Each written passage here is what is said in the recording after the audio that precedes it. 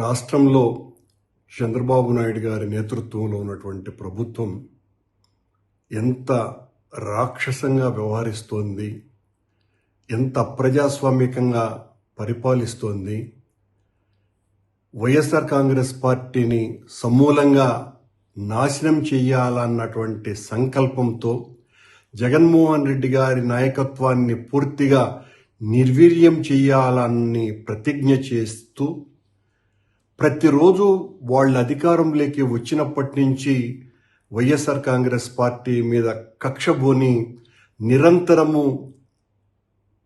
మారణ హోమం జరిపిస్తున్న సంగతి అందరికీ కూడా తెలిసిందే. జగన్మోహన్ రెడ్డి గారిని బలహీనపరచటం ద్వారానే మనం అధికారంలో కొనసాగగలము అనేటువంటి ఒక ఆలోచనతోటి వాళ్ళ అధికారంలోకి వచ్చినప్పటి నుంచి వైఎస్ఆర్ కాంగ్రెస్ పార్టీ శ్రేణుల మీద అనేక రకాలైనటువంటి దాడులు దౌర్జన్యాలు చేయటమే కాకుండా ఆ ప్రభుత్వంలో పనిచేసినటువంటి మంత్రులతో సహా, శాసనసభ్యులతో సహా, నాయకులు కార్యకర్తలతో సహా అందరినీ కూడా వేధింపులకు గురి చేయటమే కాకుండా చివరకు ఐఏఎస్ ఐపీఎస్ అధికారులను కూడా వదలకుండా జగన్మోహన్ రెడ్డి గారితో వీళ్ళంతా కూడా అతి ముఖ్యంగా వ్యవహరించినారు అన్నటువంటి కారణం మోపి వాళ్ళనందరినీ కూడా తప్పుడు కేసులు బనాయించి జైళ్ళలోకి వేయటం మనం చూస్తున్నాం.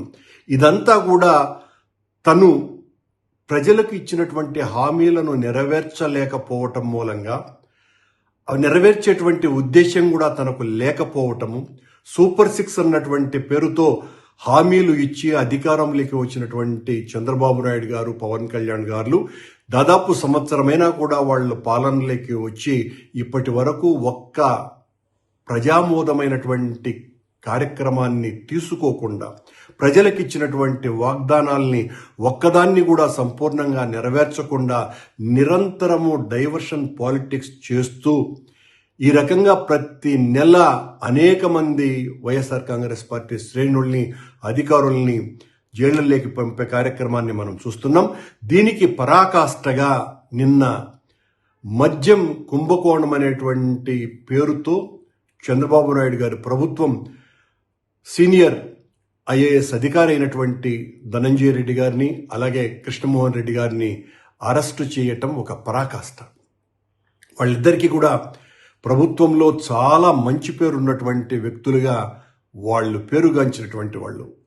ధనంజయ రెడ్డి చాలా నిజాయితీ పరుడైనటువంటి ఆఫీసర్ అని, కృష్ణమోహన్ రెడ్డి గారు పనిచేసిన కాలమంతా కూడా చాలా నిబద్ధతతోటి పనిచేసినటువంటి ఆఫీసర్ అని వీళ్ళకందరికీ కూడా చాలా మంచి పేర్లు ఉన్నాయి. అలాగే ఐపీఎస్ ఆంజనేయులు గారు కావచ్చును, ఎవరైనా కావచ్చును, వీళ్ళకందరికీ కూడా వాళ్ళ విభాగాలలో అత్యంత మంచి పేరును సంపాదించుకొని వాళ్ళు ఉద్యోగం చేసినటువంటి వాళ్ళు. ఒక తప్పుడు ఆరోపణతో ఈ రోజున జగన్మోహన్ రెడ్డి గారిని పూర్తిగా రాజకీయంగా నాశనం చేయటానికే పని కట్టుకొని ధనంజయ రెడ్డి గారిని, కృష్ణమోహన్ రెడ్డి గారిని అరెస్టు చేయటం జరిగింది.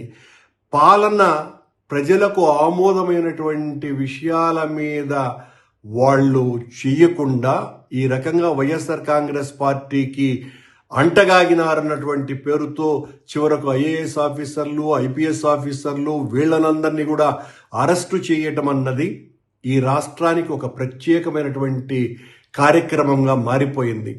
ఏ ఒక్క పోలీసు అధికారి, ఐఏఎస్ అధికారి కూడా భవిష్యత్తులో పని చేయటానికి కూడా భయపడి వణికిపోయే విధంగా చంద్రబాబు గారి ప్రభుత్వం పాలన సాగిస్తోంది. ఉద్దేశపూర్వకంగా తప్పుడు ఆరోపణలతో మద్యం కుంభకోణం అనేటువంటి ఒక పెద్ద విషయాన్ని వెలికి తీసినట్టుగా చంద్రబాబు నాయుడు గారు ఈ రకంగా జగన్మోహన్ రెడ్డి గారిని జైలుకు పంపించాలన్నటువంటి కుతూహలంతో ఈ రకంగా ఈ ఆఫీసర్లను అందరినీ కూడా అరెస్టు చేసేటువంటి కార్యక్రమాన్ని పూనుకోవటాన్ని తీవ్రంగా వ్యతిరేకిస్తున్నారు. ఇది వైఎస్ఆర్ కాంగ్రెస్ పార్టీ వ్యక్తులంగా మేము చేస్తున్నటువంటి విమర్శ కాదు. సామాన్య జనంలో ఏమున్నదో తెలుసుకోవాల్సినటువంటి అవసరం చంద్రబాబు నాయుడు ఉన్నది. మీరు ఈ రకంగా అన్యాయంగా తప్పుడు కేసులు బనాయించి అందరినీ జైలుల్లోకి నెట్టివేసి మీరు ఆనందంగా పరిపాలించాలని అనుకుంటే మాత్రం అది మీ భ్రమ తప్ప మరొకటి కాదు. ప్రజలు అన్నీ కూడా నిశితంగా గమనిస్తున్నారు. మీ తప్పుల్ని ఎంచుతున్నారు. ఆ రోజున శిశుపాలుడి మీద శ్రీకృష్ణుడు తప్పులు ఎంచినట్టుగా ఈ రోజున మీ తప్పుల్ని కూడా ప్రజలు ఎంచుతున్నారు. మీరు ఒక్క హామీని కూడా నెరవేర్చకుండా ఎన్నికలలో లబ్ధి పొందటానికి జగన్మోహన్ రెడ్డి గారి మీద కావలసినంత వ్యక్తిగత పాలనాపరమైనటువంటి దాడులు చేసి ఊహలకు అందనటువంటి హామీలు ఇచ్చి అధికారంలోకి వచ్చిన తర్వాత ఒక్క హామీని కూడా నెరవేర్చకుండా ప్రతి 15 రోజులకు ఏదో ఒక రకమైనటువంటి డైవర్షన్, ప్రజలను పక్కదారి మళ్లిస్తూ వైఎస్ఆర్ కాంగ్రెస్ పార్టీ ప్రభుత్వంలో జరిగినటువంటి అన్యాయాలు ఇవి అని తద్వారా లబ్ధి పొందాలా అన్నటువంటి రాజకీయ ఆలోచనతో మీ పాలన కొనసాగుతున్నదే తప్ప సామాన్య ప్రజలకు చేయవలసినటువంటి మేలును గురించి ఒక్క క్షణం కూడా ఆలోచించకుండా ఎంతసేపు జగన్మోహన్ రెడ్డి గారిని, వైఎస్ఆర్ కాంగ్రెస్ పార్టీని బదనాం చేయటానికి మీ సమయమంతా ఉపయోగిస్తూ ఈ రోజున నిజాయితీ పరులైనటువంటి అధికారులుగా ఉన్నటువంటి వ్యక్తుల్ని కూడా జైళ్ళల్లోకి పంపటం ద్వారా మీరు తగిన మూల్యం చెల్లించుకునేటువంటి రోజు ఖచ్చితంగా వస్తుంది. ఈ రాష్ట్రంలో ఈ రోజున అధికారులందరూ కూడా ఒక భయమైనటువంటి పరిస్థితుల్లోకి నెట్టబడేటట్టు చేస్తున్నారు మీరు.